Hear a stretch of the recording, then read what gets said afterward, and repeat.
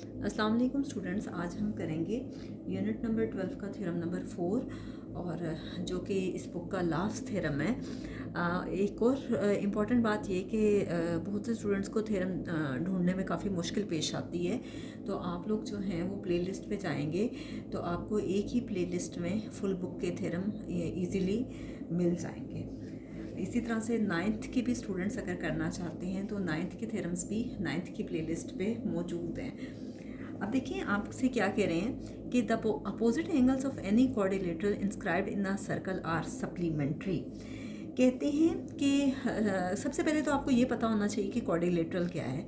Quadrilateral जो है कोई भी फोर साइडेड फिगर होती है, कोई भी फोर साइडेड क्लोज फिगर जिसकी फोर साइड्स हों और वो फोर साइड्स जो हैं वो क्लोज्ड हों। ठीक है। सप्लीमेंट्री का मतलब ये होता है कि जब टू एंगल्स का सम लिया जाता है, अगर वो 180 डिग्री के इक्वल आ जाए तो वो आपके पास क्या होता है, सप्लीमेंट्री। तो आप देखिए कि आपके पास क्या है कि एक सर्कल है।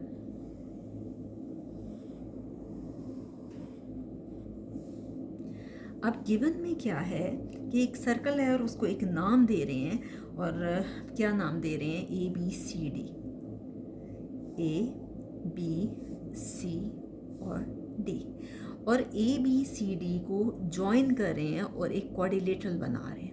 ये देखिए, ये देखिए,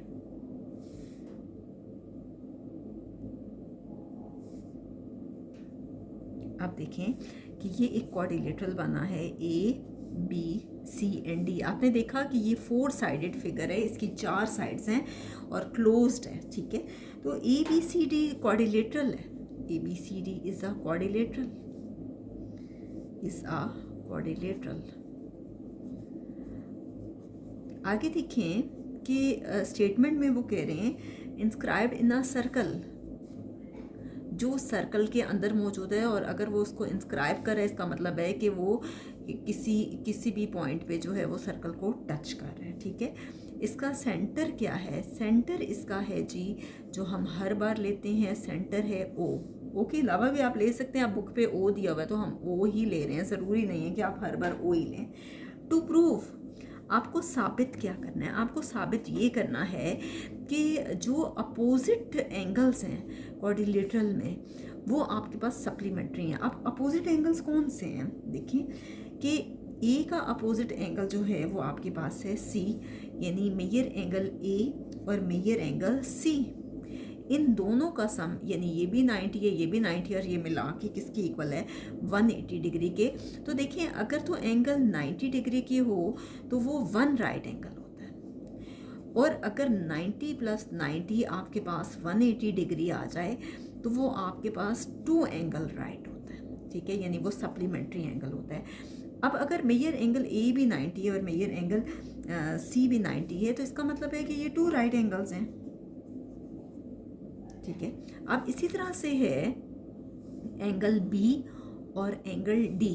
ठीक है, हमने ये प्रूफ करना है कि ये दोनों भी जो है वो दो राइट एंगल्स हैं, मेजर एंगल बी, क्योंकि वो स्टेटमेंट में ही ये बात कह रहे हैं कि आपने ये प्रूफ करना है कि दो जो अपोजिट एंगल्स हैं क्वाड्रिलेटरल में वो सप्लीमेंट्री हैं, तो ये टू राइट एंगल्स हैं। ठीक है।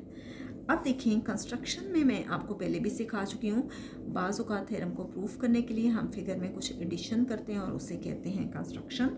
तो कंस्ट्रक्शन में क्या कर रहे हैं कि ड्रॉ कर रहे हैं ओ ए। ठीक है, ड्रॉ कर रहे हैं ओ ए। इसी तरह से ड्रॉ कर रहे हैं ओ ए, और क्या ड्रॉ कर रहे हैं ओ सी। ठीक है।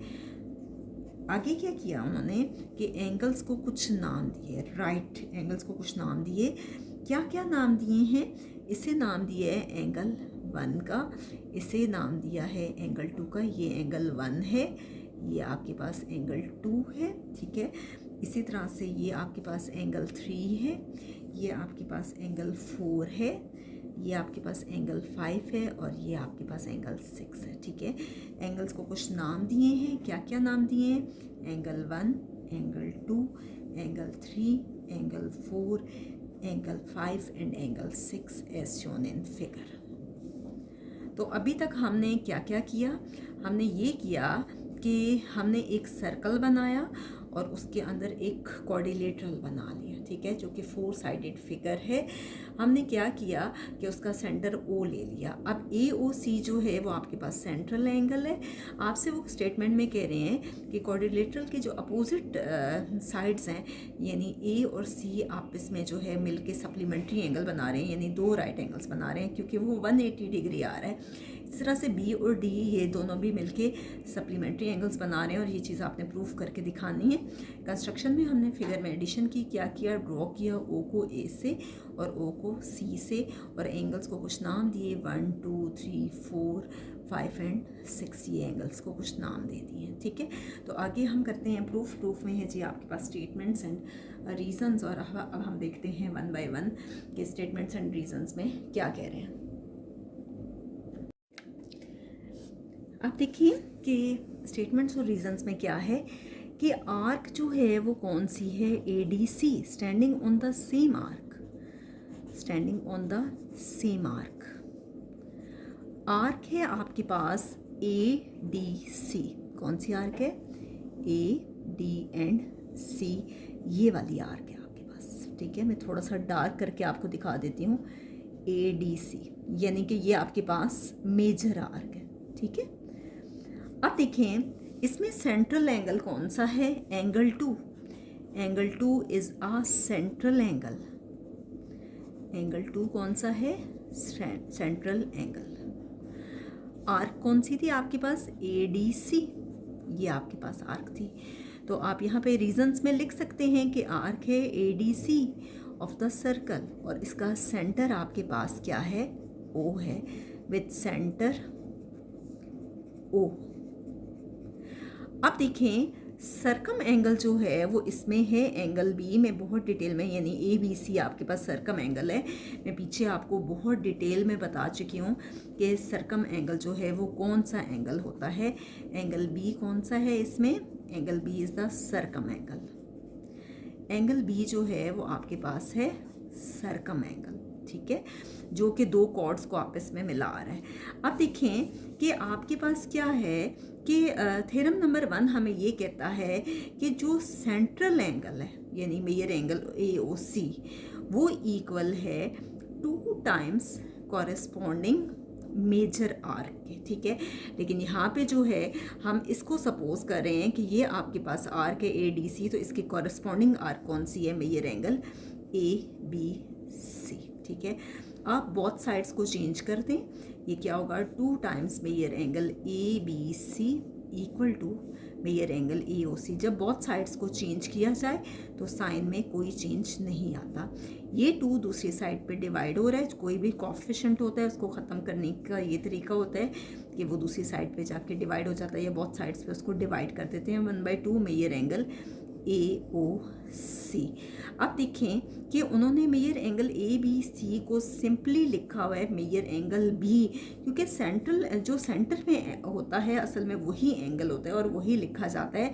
इसको सिंपली वो मेजर एंगल B लिख रहे हैं, और half of measure angle AOC हमने यहाँ पे स्टार्ट में ही बता दिया कि सेंट्रल एंगल AOC इसमें क्या है, एंगल 2, मेजर एंगल 2, ये आपके पास सेंट्रल एंगल है। और यहाँ वो कह रहे हैं कि बाय थ्योरम 1, ये कहाँ से आया, थ्योरम नंबर 1 से आया, और इसे हम इक्वेशन 1 कह देते हैं। अब अगर आप अपनी बुक पे देखें तो उन्होंने डायरेक्टली ये वाला स्टेप किया हुआ है, ये वाले स्टेप्स उन्होंने छोड़ दिए हैं। अगर तो आप ये करना चाहते हैं तो ज़्यादा अच्छी बात है, लेकिन डायरेक्टली अगर ये स्टेप करते हैं तो तब भी गलत नहीं है। लेकिन बेहतर ये होता है कि स्टेप्स आपको सारे आने चाहिए, कि आपको पता होना चाहिए कि ये किस तरह से आया है। नेक्स्ट हम करते हैं जी, हमारे पास फर्स्ट पार्ट आया था measure angle B equal to half of measure angle 2। अब देखें कि मैंने फिगर अगेन आपके लिए बनाई है। अब हम कौन सी आर्क ले रहे हैं, standing on the same arc. अब हम आर्क ले रहे हैं ABC। पहले तो हमने आर्क ली थी ना ADC, और अब हम आर्क ये वाली ले रहे हैं ABC, मेजर एंगल ABC। अब देखें अब इसमें सेंट्रल एंगल कौन सा है, ABC। पहले तो हमने एंगल 2 सेंट्रल एंगल लिया था, अब कौन सा हम एंगल ले रहे हैं कि angle 4 is the central angle, is the central angle. Angle 4 central angle लिया हमने। पहले आप देखें कि थोड़ी देर पहले मैंने जो आपको एक्सप्लेन किया, ADC जो है हमने आर्क ली थी और हमने सेंट्रल एंगल 4 लिया था। अब हम आर्क ले रहे हैं ABC, उसी की अपोजिट आर्क, और उसका सेंट्रल एंगल कौन सा है? एंगल 4 है। और जो सरकम एंगल है वो है एंगल D, और पहले जो सरकम एंगल था वो एंगल B था जो उसका अपोजिट था। तो एंगल D जो है वो आपके पास सरकम एंगल है। वही चीज़ें रिपीट हो रही है, बस आप कह सकते हैं कि ये उसी का रिवर्स प्रोसेस है। अब देखें कि मेजर एंगल D जो है वो अगर आपके पास यहाँ पे सरकम एंगल है, तो थ्योरम नंबर 1 में हमने ये किया था कि जो भी आपके पास माइनर आर्क है तो उसका सेंट्रल एंगल इक्वल होता है, यानी मेजर एंगल AOC वो इक्वल होता है 2 टाइम्स कॉरस्पॉन्डिंग मेजर आर्क के। तो मेजर आर्क इसमें कौन सी है? मेजर एंगल ADC, ठीक है। अब ये 2 जो है वो इस साइड पे डिवाइड होगा। आप या बोथ साइड्स को आप चेंज कर दें, जैसे मैंने आपको पहले सिखाया था, और इस साइड को इस तरफ ले आएँ और इसको इस तरफ। जब बोथ साइड्स को चेंज करें तो साइन में किसी किस्म का कोई चेंज नहीं आता, ठीक है। तो मेजर एंगल ADC इक्वल होगा, ये 2 यहाँ डिवाइड हो जाएगा। इस कोफिशिएंट को ख़त्म करने के लिए या तो बोथ साइड्स पे डिवाइड किया जाता है या एक साइड पे डिवाइड कर लें, measure angle AOC। Measure angle ADC को मेजर एंगल AD भी लिखा जा सकता है, ठीक है। और ये half measure angle AOC central angle है, और सेंट्रल एंगल हमने इसमें सपोज किया था मेजर एंगल 4। ये हमारे पास आ गई इक्वेशन 2, और ये भी कहाँ से आया? थ्योरम नंबर 1 से। यहाँ बजाय इसके कि थ्योरम नंबर 1 लिखते हैं, लिख तो दिया करें, लेकिन साथ में अगर थ्योरम नंबर 1 की स्टेटमेंट याद कर लें तो ज़्यादा अच्छी बात है। अब हम क्या करेंगे कि 1 और 2 को ऐड करेंगे। अब इसकी जो लेफ्ट हैंड साइड है वो क्या है? Measure angle B।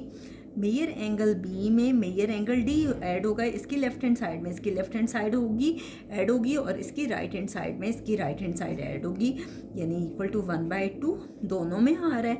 1/2 कॉमन आ गया, measure angle 2 plus measure angle 4। Book पे उन्होंने अलग अलग 1/2 लिया हुआ है, वो भी गलत नहीं है। आप बेशक 1/2 पहले अलग कर लें और फिर बाद में कॉमन ले लें। अब देखिए measure angle 2 plus measure angle 4, ये असल में पूरा सर्कल है, ये देखें पूरा सेंट्रल एंगल है। और आपको अगर मालूम हो तो कोई भी जो सर्कल होता है वो असल में एक रोटेशन को कंप्लीट करता है, और वो टोटल इक्वल होता है 360 डिग्री के। उसका हाफ होता है 180, और जो हाफ होता है वो भी 180 प्लस 180, वो असल में टोटल होता है 360 डिग्री के। तो हम कह सकते हैं कि measure angle B plus measure angle D equal है हाफ ऑफ ये आपके पास आ गया 360 डिग्री, ठीक है। 360 डिग्री को अगर आप कैंसिल करो, 2 1 2, 1 कैरी गया, 2 8 16 0, ये आपके पास 180 डिग्री ही आता है measure angle B plus measure angle D। और 180 डिग्री का मतलब है कि ये 2 राइट एंगल के इक्वल है। 180 डिग्री का मतलब है कि 2 एंगल राइट के इक्वल है, क्योंकि राइट एंगल वो होता है अगर 90 डिग्री हो तो 1 एंगल राइट होता है, और अगर 180 डिग्री हो तो वो 2 एंगल राइट होता है, यानी 90 प्लस 90। तो हम कह सकते हैं कि ये 2 एंगल राइट के इक्वल है, ये measure angle B plus measure angle D। ये हमारे पास प्रूफ हो गया, ठीक है। अब देखिए यहाँ पे आप ये जो 360 डिग्री जहाँ मैंने लिखा हुआ है, यहाँ पे आप टोटल सेंट्रल एंगल भी लिख सकते हैं जो बुक पे उन्होंने लिखा है। अब देखिए अगर B और D जो हैं, अगर ये आपके पास 180 डिग्री के इक्वल हो सकते हैं तो हम कह सकते हैं सिमिलरली, बिल्कुल इसी तरह से। यहाँ पे जगह कम है, मैं यहाँ लिख देती हूँ लास्ट लाइन कि सिमिलरली, बिल्कुल इसी तरह से A और C भी तो 180 डिग्री के इक्वल हो सकता है। Measure angle A plus measure angle C, ये भी तो 2 एंगल राइट हो सकते हैं, ठीक है। तो यहाँ तक ये थ्योरम कंप्लीट हो गया है। इंशाल्लाह मैं नेक्स्ट वीडियो में आपको 9th क्लास के थ्योरम्स करवाऊँगी, और आपको एक बार मैं फिर बताती चलूँ कि प्ले लिस्ट पे सारे के सारे थ्योरम्स क्लास 10th के मौजूद हैं, आप इजीली वहाँ से कर सकते हैं।